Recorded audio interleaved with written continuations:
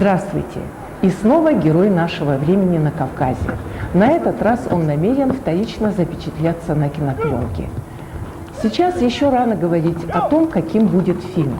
Можно только согласиться с тем, что актеры подобраны точно по Лермонтову. Такое попадание в типажи – важный момент. Это сильная заявка режиссера-постановщика фильма Александра Кота. Сегодня, когда человечество опутано кибернетической паутиной, герой нашего времени явился Александру из позапрошлого столетия. Мы делаем кино про героя нашего времени. Те поступки, которые совершает Печорин, тот его взгляд на мир, он по сути не отличается от человека его возраста современного.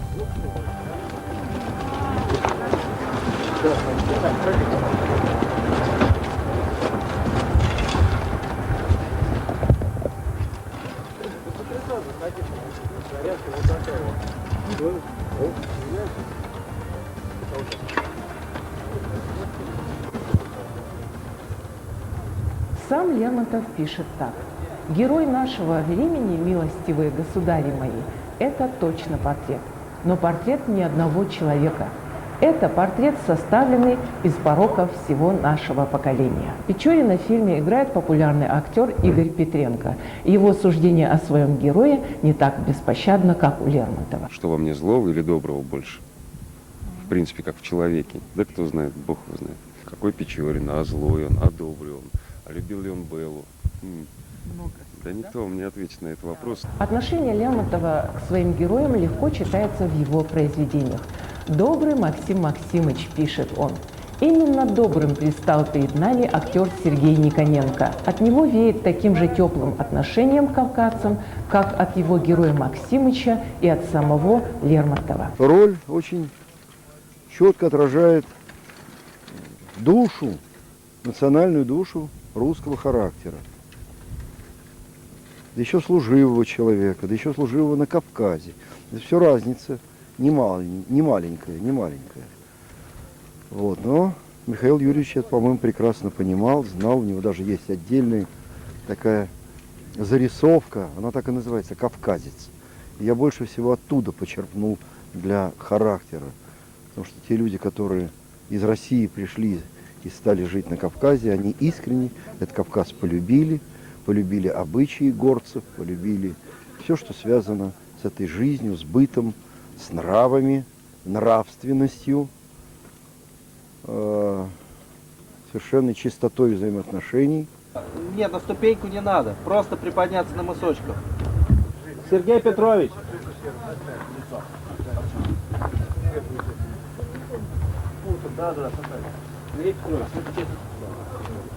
Сколько сестер сейчас вижу, сколько назад. Сюда, да?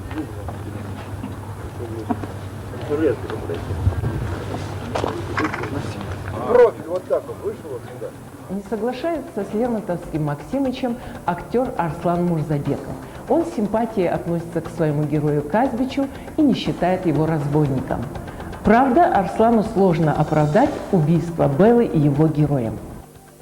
Тут не только, конечно, он должен быть таким обреком, не только таким кровожадным. Я считаю, что здесь своя такая горская романтика. В конце поэтому и, наверное, убивает Беллу, чтобы уже не досталось никому. Ну, это, да, жестоко, но по-нашему, значит, так по-горски, видимо. В те времена сурово. Люди отдаленные от нас географически, мне кажется, они же, наверное, думают, что здесь бегают с автоматами, там, с кинжалами, я не знаю, дикие, да, в попахах. Известный актер Заур Вехов играет черкесского князя. В разговоре с ним мы забыли о герое нашего времени.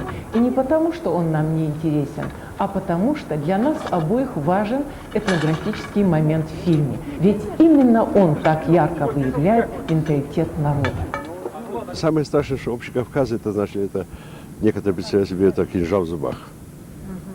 Кинжал в зубах, потому что, не знают, не понимают, и вот обрывками теми, которые они вот прочли, например, у Пушкина или у Лермонтова, или тех людей, которые были декабристов, тех, которые здесь воевали.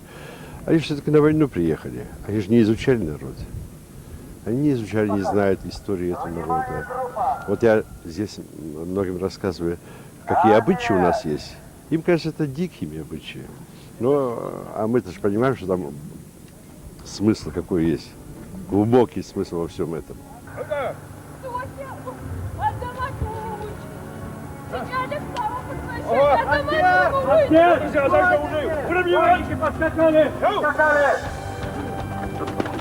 Подскакали, кончики, быстрее! Выскакивайте за ним прямо! Выскакивайте!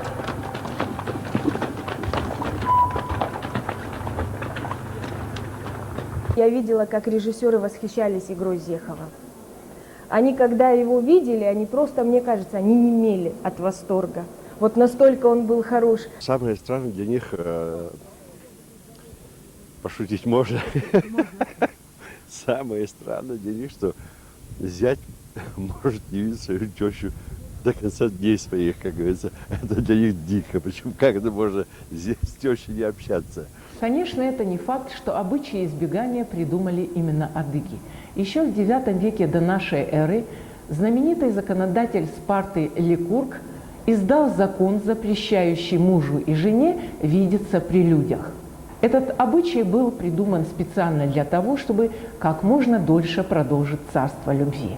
У грузинского академика Шамиладзе есть научная работа «Адыгские цари-спартакиды». Остается только разобраться, кто у кого заимствовал обычай избегания – Спарта у Черкесии или Черкесия у Спарты. Изменились там условия жизни, изменились какие-то социальные взаимоотношения, но человек не изменился. И в этом смысле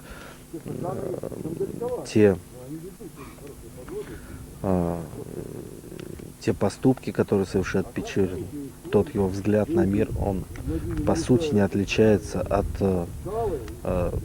человека его возраста современного.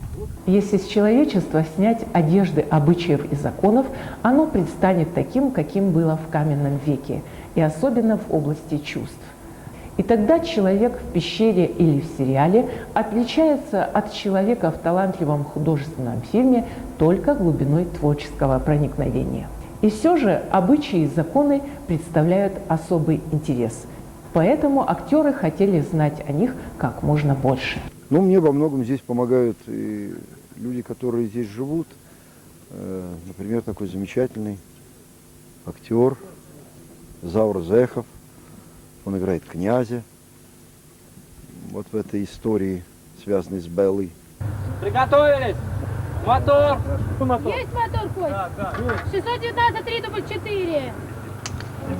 Кто будет смотреть фильм «Герой нашего времени» – это скорее вопрос к продюсеру. Но его на съемочной площадке нет, и мы обращаем этот вопрос к режиссеру-постановщику.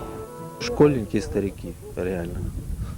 Потому что у меня ощущение, что если это кино выйдет на экраны, люди, смотрящие «Матрицу», не пойдут. Дай бог, чтобы они... Я очень люблю «Матрицу», тем не менее. Неудивительно, что фильм «Матрица» – любимый фильм Саши Кота. Ведь ее авторы, братья Вачовски, немногим старше его.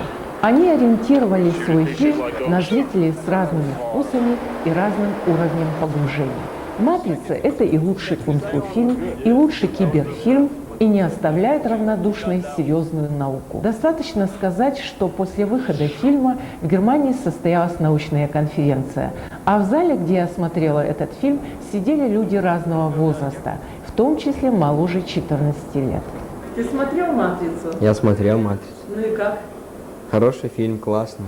А если бы ты был режиссером-постановщиком, и тебе бы предложили два сценария, один «Матрицы», другой «Беллы», что бы ты выбрал? Конечно, «Матрица». Что тебе так интересно в «Матрице»?